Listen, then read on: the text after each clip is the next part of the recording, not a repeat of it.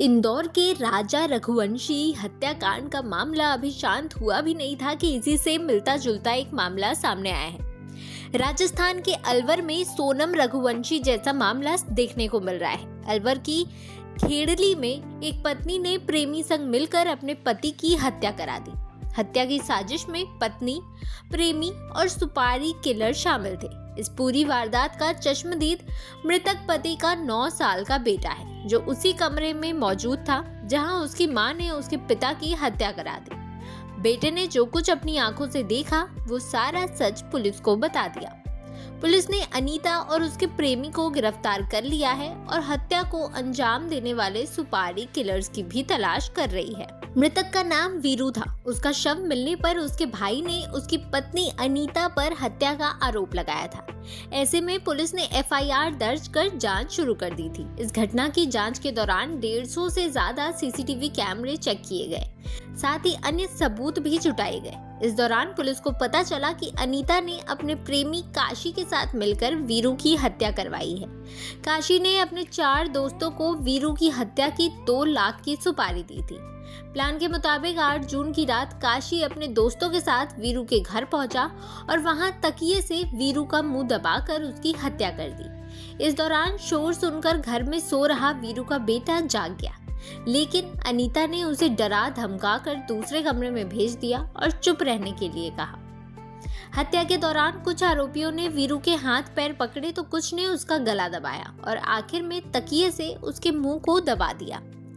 खेड़ली थाना अधिकारी वीरेंद्र सिंह गुर्जर ने बताया कि वीरू की 2 पत्नियां हैं और दोनों अलग अलग मकान में रहती हैं। वीरू अनीता के साथ रहता था।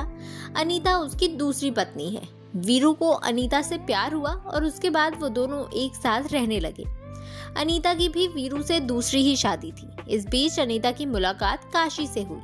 काशी अनीता की दुकान पर सामान लेने आता था। मुलाकात प्यार में बदल गई और दोनों के बीच अवैध संबंध बन गए। 1 साल पहले वीरू को अनीता और काशी के अवैध संबंधों के बारे में पता चला था। इस पर वीरू और अनीता के बीच झगड़ा भी हुआ था और आए दिन इस बात को लेकर दोनों के बीच कहासुनी होती रहती थी। राजा रघुवंशी की हत्या का मामला सामने आने के बाद अनीता ने अपने प्रेमी काशी के साथ मिलकर वीरू को उसी तरह से रास्ते से हटाने का प्लान बनाया। राजा के केस की तरह ही काशी ने अपने दोस्तों के साथ मिलकर वीरू को मौत के घाट उतारा।